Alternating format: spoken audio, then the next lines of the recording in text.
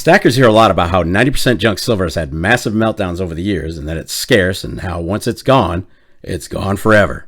And those statements are true, but does that make 90% silver truly scarce?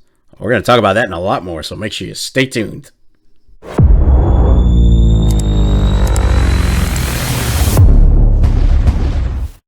What is shaking YouTube? Welcome to another episode of the Silver and Gold Stack Attack. Really appreciate you being here with me today, and also for all the amazing support. That makes you guys a part of the best damn community here on YouTube. No question. You've all helped this channel grow, and it means more than you know. So today we're going to talk about 90% junk silver and whether or not the hype and its allegedly limited availability is legit. Now, bear in mind that I'm just having some fun with numbers in this video, and it's more hypothetical than anything. No one accurately knows how much 90% silver is left from the original supply, but have we been wrong all this time about its true rarity? That being said, let's go ahead and roll this thing. All right, before we get into it, let's establish some numbers about 90% silver. For the purpose of today's video, I'm going to use the dates of 1916 to 1964. Now, during that time, 14.6 billion silver dimes, quarters, half dollars were minted for circulation, and that was an approximate face value of around $2.6 billion. Now, I'm not including 1915 and below, or the silver dollars, because those fall more into the numismatic category. And we're talking about Morgans, peace dollars, and the dimes, quarters, and halves minted before 1916. But if we were to add those in, we'd be looking at a larger total supply of around 19 billion coins instead. So how much 90% has been melted? Well, let's go over a few hypotheses on how much has possibly been melted over the years, so we can kind of establish how much might be left. Now, we can basically summarize the history of melts into roughly three different categories, and they are: number one, coins melted by the U.S. government as they transition to non-silver coins. It's estimated that the U.S. Mint melted somewhere around 14.9% of all 1916 and 1964 silver coins. Second melt was coins melted during the illegal melting ban from May 67 to May 69. Now, the worst part about this is there were no records kept for obvious reasons. I mean, it was illegal. No one was going to fess up to melting U.S. coins. Anyway, we do have a little bit to go on, and it's from author Henry Merton's book titled The Big Silver Melt. By the way, if you haven't had a chance to read this book, good luck. Copies are scarce, and when they do go on sale, they go for big bucks. eBay has a couple of them right now on auction. One at $645 and another one at $4,000. Anyway, in Merton's book, he estimates that a whopping 66% of all silver coins dated between 1916 and 1964 were illegally melted. Now, I tend to think that total's a bit on the high side, but we'll go with it for now. And the third period of melt was coins melted legally after the ban was lifted.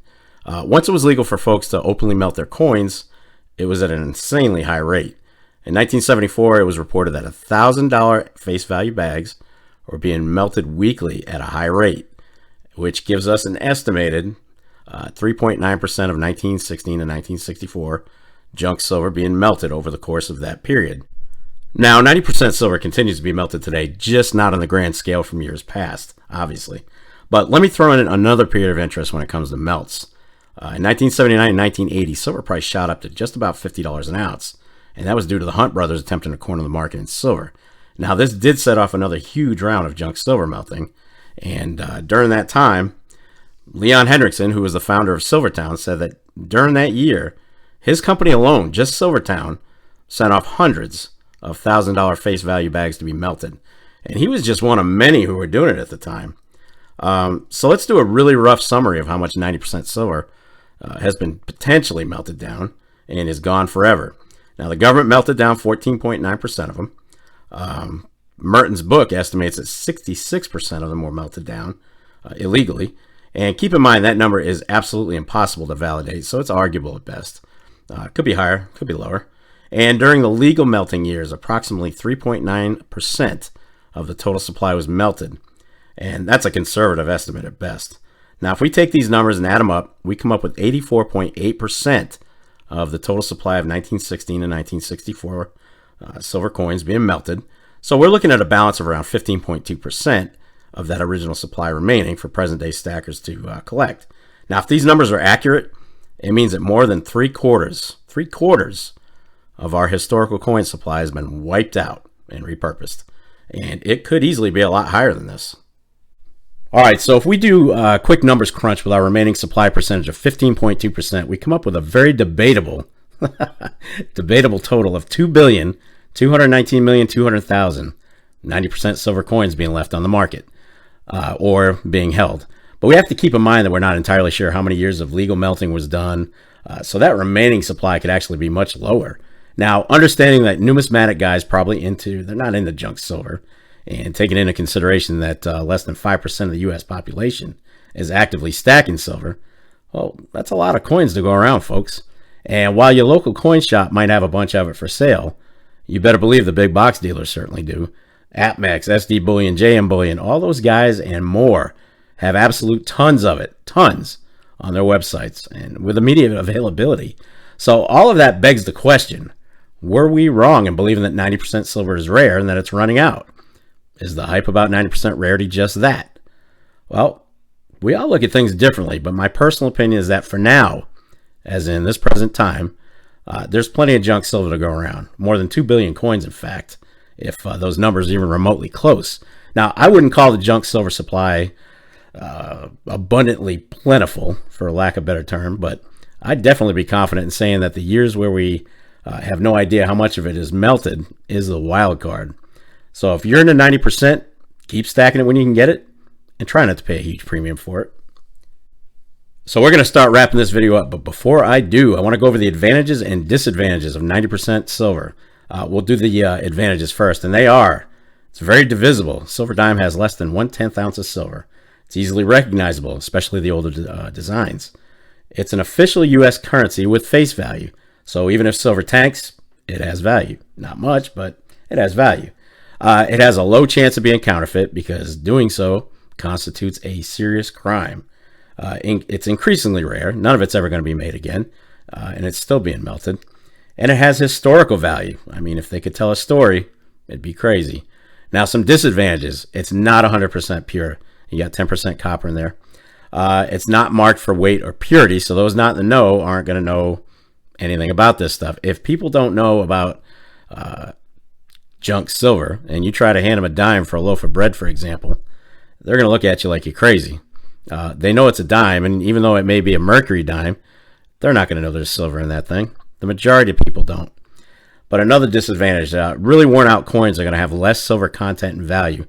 For some reason, the Roosevelts seem to carry the most or the least amount of wear and the most silver content. So they just, the Mercurys are older, so they're going to be worn out. Another disadvantage, they have the dirt of decades on them. These things can be filthy. You might want to wash your hands when you're done playing in them. And the last one, they're not ideal for storing. They're just not. It takes 13,824 dimes to make up 1,000 ounces of silver. Not ideal. All right. There you have it, guys. So we can't exactly call junk silver rare, but again, we can't call it exceedingly abundant either. I'm just going to settle with limited. How's that? We'll go with limited. But you can rest assured that as more years pass and more of the supply is either melted or hoarded, and both of those will happen, well, you might just see a lot less of it available in those big box stores at some point. But stackers are buying it and they're selling it. I just think the amount being stacked outweighs the amount being sold back. Just my opinion. I'm in agreement with many others who think that junk silver is once again going to have its day in some shape or form. What that is, we'll find out. Anyway, be sure to comment down below and let me know if you think the remaining supply of junk silver is higher or lower than the estimate I showed you. I love going through the feedback, so make sure you sound off. And that's going to wrap it up for this episode of the Silver and Gold Stack Attack. And if you made it this far, well, kudos to you. I'll definitely catch up with you in the next episode, but in the meantime, you know what's up. What do you want to do with your life?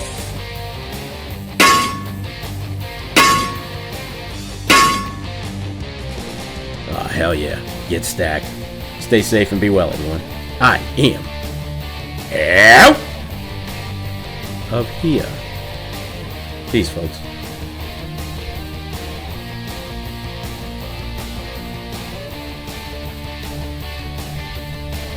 You're still here?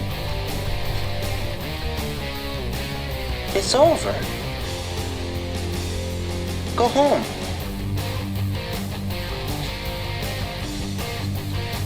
Go.